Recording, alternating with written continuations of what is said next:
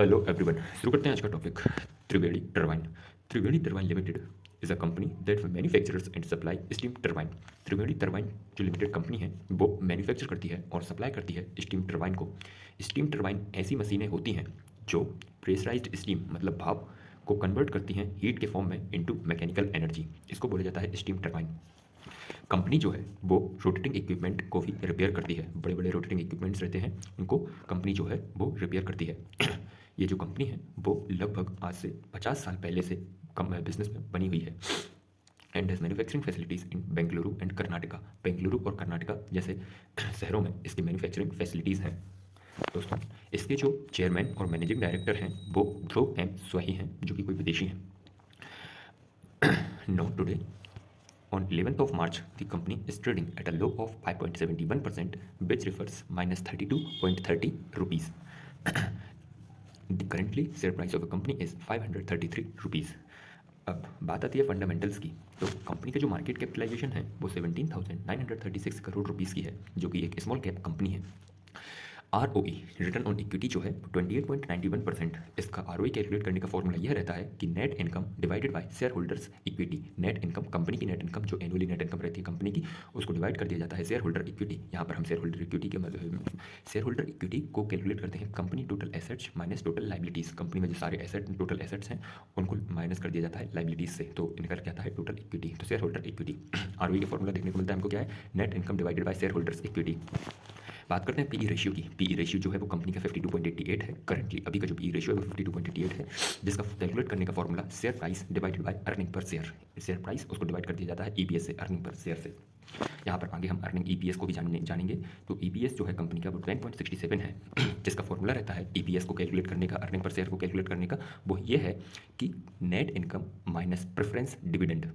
मतलब जो डिविडेंड दिया जाता है शेयर होल्डर्स को, net income minus preference dividend divided by outstanding shares, ये जो है वो EPS कैलकुलेट करने का फॉर्मूला है। यहाँ पर बात आती है आउटस्टैंडिंग शेयर की। तो इसका मतलब यह है कि आउटस्टैंडिंग शेयर्स ऐसे शेयर्स रहते हैं, और दी टोटल नंबर ऑफ शेयर्स रहते हैं कंपनी के जो कि करंटली हेल्ड बाय इन्वेस्टर्स, जो कि इन्वेस्टर्स के पास रहते हैं।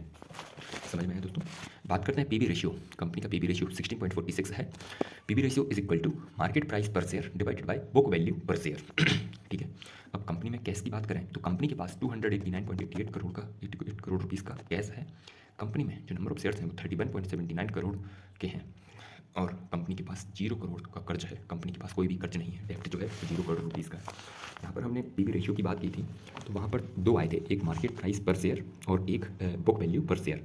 तो इनका मतलब हम जान लें कि market price per share is equal to, इसको कैलकुलेट किया जाता है कि जो take the most recent share price, जो मतलब अभी कंपनी का शेयर प्राइस चल रहा है उसको लिया जाए और उसको मल्टीप्लाई कर दिया जाए total number of shares of a company that are currently held by investors. जो जितने शेयर्स इन्वेस्टर्स के पास हैं उसको मल्टीप्लाई कर दिया जाए तो रिजल्ट आता है मार्केट प्राइस पर शेयर। और अब बात आती है बुक वैल्यू पर शेयर। तो कंपनी की जो टोटल इक्विटी है उसको डिवाइड कर दिया जाए उसी से आउटस्टैंडिंग शेयर मतलब the total number of shares of a company that are currently held by investors. अब यहाँ पर हमने पीवी रेशियो का फॉर्मूला जाना था कि market price per share upon book value per share, इससे निकल के आता है पीवी रेशियो जो कि कंपनी का है 16.46। यहाँ पर हमको देखने को मिलता है। मित्रों, यदि कुछ एडवाइस की बात की जाए तो अभी थोड़ा सा रुकने की ज़रूरत है। यदि हम लॉन्ग टर्म इन्वेस्टमेंट की बात करें तो जैसे कि देखा जाए तो आज से लगभग 6 से 7 महीने का टाइम लैप्स हो गया इसमें अभी। ये बस एक आपके लिए एडवाइस है, ना कि इसके ऊपर आपको खरीदना है, ना ही बेचना, ना कि बाय करना है, ना सेल करना है। दोस्तों, ये बात लॉन्ग टर्म इन्वेस्टमेंट के लिए बस है। बात करते हैं कंपनी की स्ट्रेंथ और कंपनी की कुछ लिमिटेशंस की। कंपनी में हमको पहली स्ट्रेंथ ये देखने को मिलती है कि कंपनी जो है वो वर्चुअली डेप्ट फ्री है, कंपनी के पास कोई भी कर्ज नहीं है। सेकंड वन देखने को हमको ये मिलता है कि बीते 3 सालों में कंपनी ने 33.07% का अच्छा प्रॉफिट ग्रोथ दिखलाया है। बढ़त में है जो प्रॉफिट ग्रोथ है वो अच्छा दिखलाया है पिछले 3 सालों में। कितने परसेंट का? 33.07% का। थर्ड वन की बात करते हैं कि कंपनी के पास 55.84% की अच्छी खासी हाई प्रमोटर होल्डिंग है, जो कि एक बढ़िया स्ट्रेंथ हमको देखने को मिलता है। फोर्थ वन, चौथा देखने को हमको ये मिलता है कि पिछले 3 सालों में कंपनी ने 25.53% का अच्छा रेवेन्यू ग्रोथ भी दिखलाया है। ये तो ही कंपनी की थोड़ी बहुत अच्छाइयाँ। अब बात करते हैं कंपनी की लिमिटेशंस की। तो कंपनी में हमको पहली लिमिटेशन ये देखने को मिलती है कि कंपनी जो है वो अपने हाई पीई रेशियो पर ट्रेड कर रही है, जो कि 52.88 है। यहाँ पर सेकंड वन ये देखने को मिलता है कि जो त्रिवेणी टरबाइन का जो शेयर प्राइस है उस त्रिवेणी टरबाइन का शेयर प्राइस उसके बुक वैल्यू से 14 गुना ट्रेड कर रहा है, जिससे कुछ इन्वेस्टर्स ओवर वैल्यूड उसको दिखला रहे हैं। कंपनी का जो मतलब शेयर प्राइस है उसको ओवर वैल्यूड समझ में आ रहा है कुछ इन्वेस्टर्स को। थर्ड वन देखते हैं कि जो त्रिवेणी टरबाइन जो है has a low dividend yield है, त्रिवेणी टरबाइन का कम लो डिविडेंड यील्ड है।